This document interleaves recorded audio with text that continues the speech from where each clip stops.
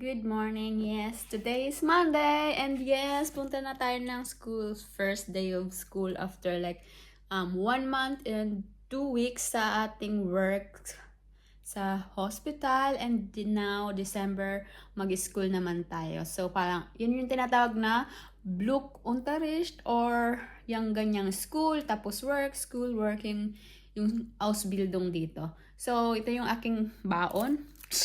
Tinapay. Yes, laging tinapay. Parang mabilis lang and hindi masyadong complicated, no? So, pag uwi ko na lang ng bahay, saka ako kakain ng aking tamang pagkain. So, ito nagdala ko ng fruits, some snacks, and so. And today is very maaraw. Kita nyo naman. Kita nyo ba or hindi?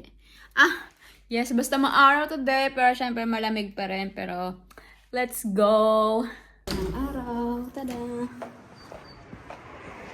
Let's go.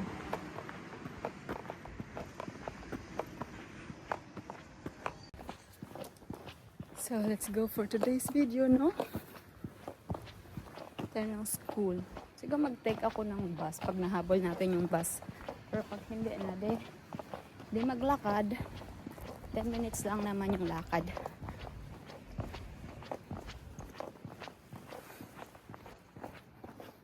As a school girl. So, simula dito, plus yung building na yan, yun na yung hospital, no? So, guys, kita ko yung bus schedule, no?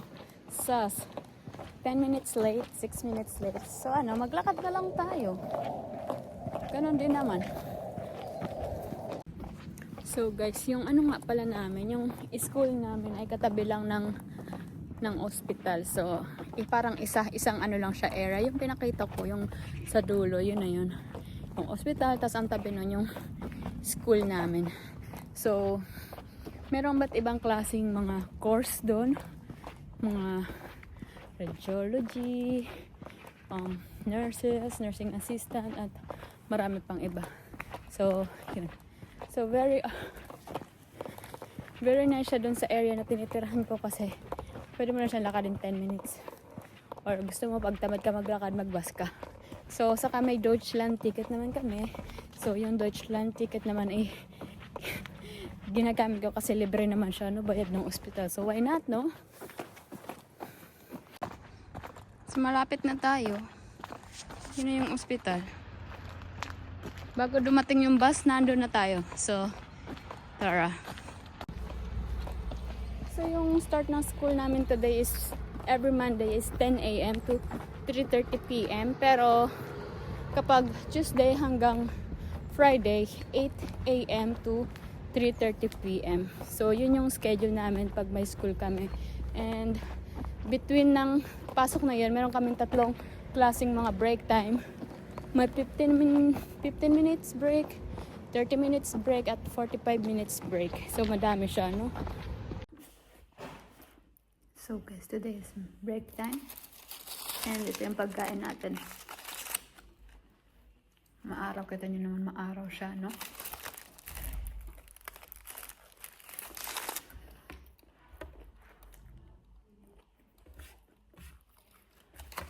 Kain. Ito yung classroom namin.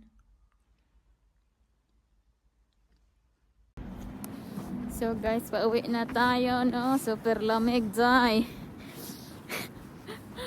So, today, the next day na to, no? Hindi na natapos yung pagbablog ko nung mga nakaraan. So, pagpatuloy natin. So, today, may kami, exam again. Sabi ko sa inyo, exam na lang every week, exam. Pero, meron namang kami, from 8:30 nagsimula yung exam namin. So, siya, merong exam na praxis dun sa ospital. Tapos, meron na naman kaming exam dito para yung simulation ba?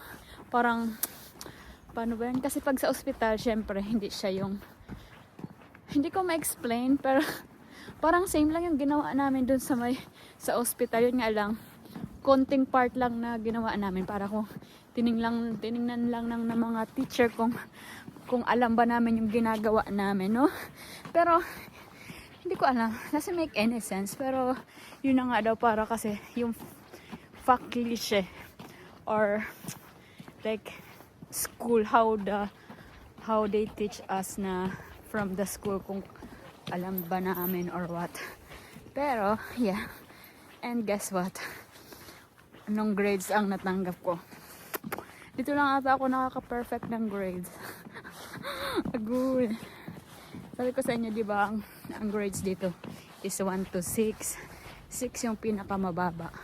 Parang bagsak na yun. Tapos 5, parang bagsak, pangalawa sa bagsak.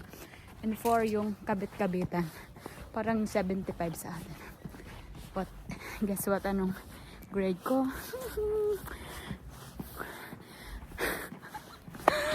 Ang grade natin is 1. Perfect sa time. My God. Hindi ko siya na-expect. Pero happy naman ako sa grades kung makakatanggap ako ng 2 or 3. Pero, yeah. So, nasa bahay na tayo, no? So, nag-take ako ng bus. So, 4 minutes from the bus. Dito sa bahay namin is like 4 minutes. Walk lang. And, yeah. So, ngayon, samahan niyo ako mag-cooking. So, kahit winter, binubuksan namin yan ng mga minuten or few minutes para magkaroon ng fresh air ba kasi nga siyempre winter close lagi siya, and then para din dito sa ating nagwa-watery na yung mga nagwa-watery sa mga bintana, so kailangan natin yang mawala. So maghintay lang tayo ng mga few minutes. Kita nyo naman yung apple ko. Hindi na kasya, nilagay ko yan kasi malamig na lang sa labas. That's nung karan kasi hindi kasya yung apple dun sa ref kasi puno. Tapos ngayon nilabas ko lang, pero yes, para na rin siyang nasa ref. So tingnan nyo, yung basil ko malago na siya. Lagi ko siyang pinupunitan, lalo na pag may pasta or so. Yan. Nung last summer ko yan binili dun. Ay, yeah, this summer. Pero buhay pa rin siya. Pinasok ko sa loob kasi mamamatayan sa labas, kaya yan. Pero still, tapos ito yung ating masitas, snake plant. So, nung time na binili ko ito, isa lang. Tapos, dalawa siya. Yung isa nandun sa kabila. Pinaghati-hati ko lang, 2 plants. Isa lang yung binili ko, pero pinaghati ko siya. Tapos, ito na sila ngayon. Tingnan nyo. Marami ng mga anak. So, kita na naman, may tilapia tayo. So, nung nakaraan, nung nag-grocery kami, may tilapia ulit dun sa Kaufland. So, 4 yung binili ko. So, sa isang pack, meron siyang 2. So, 2 pack yung binili ko. Tapos, ito, malaki siya. I-bake ko lang siya. Tapos, lalagyan ko, isi-season ko lang siya ng mga ating mga kamatis and ginger and yung mga asin paminta. So, tapos, i-bake ko lang siya. Tapos, yun na yung ating dinner, no? Tingnan na, sobrang lucky die. So, linis na yan. Ay, hindi pa yan linis, pero wala na yung mga bitukan na ano na yan. Tinow ko lang nung pagpasok ko sa school, nilabas ko. Tapos ngayon, malambot na siya. Tapos, hugasan lang natin and it's ready. So, guys, meron tayong bawang. Yun yung mga papalaman natin sa ating tilapia, sa ating fish. So, yan. Gusto ko maraming bawang kasi masarap siya, no? Tapos, 2 sibuyas, luya, pampantanggal ng lasa, and kamatis. Yun lang yun itong ilalagay sa tiyan ng ating tilapia. Tapos, meron din akong aubergine or eggplant na ibibake ko din. Tapos, lagyan natin ng toyo, calamansi, and so. So, let's go and start. So, guys, nagayat na natin ang ating mga islalagay ka. Onion, tomato, eggplant, garlic, and ginger. So, ilagay na natin siya sa tiyan ng ating alaga. So, itatabi lang natin to dito. And, kunin na natin yung ating isda. So, guys, ito na yung ating fish, no? Ipat dry lang natin siya para manuot yung kanyang mga palaman later. So, pat dry natin. And then, hiwaan natin dito. Mapurol yung ating kutsilyo, no? Para, and also the other side. So guys, nilagyan ko na siya ng foil. Diyan natin siya ilalagay. Kasi i-bake natin siya. Lagyan lang natin ng salt and pepper.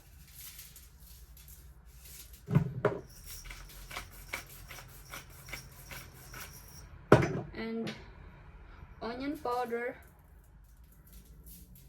Himas-himasin natin. And also dito sa loob. So, back and forth, yeah? Salt and pepper.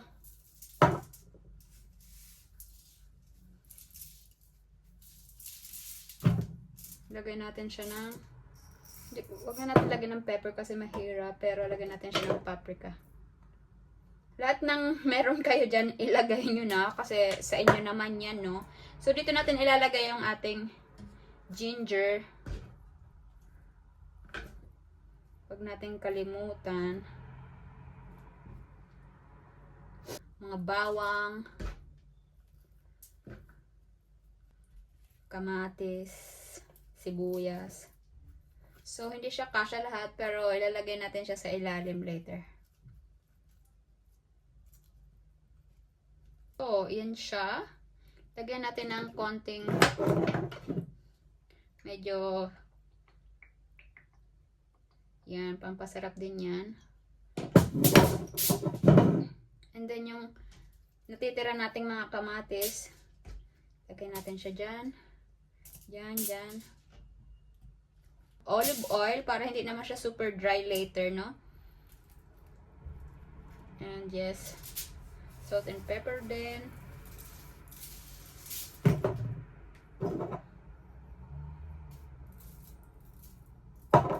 And then olive oil. Kung isang kamay. So maraming pepper is favorite kang pepper. So, lahat ng mga pepper. So, damihan natin ng pepper. Of course, the olive oil, no?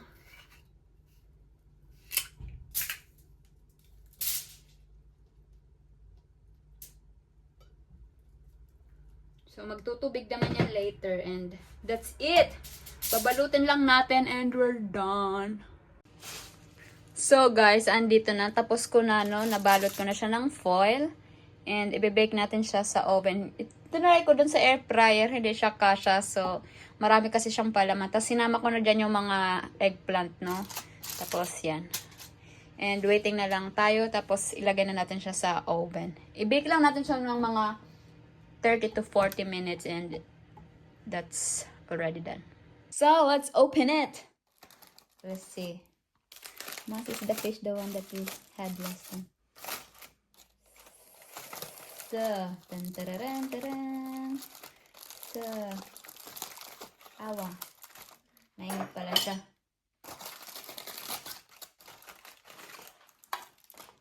Wow, with the sauce and everything. So, look at that. It's your eggplant and the soup.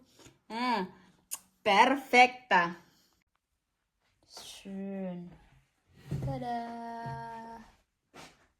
Kain tayo. Kain.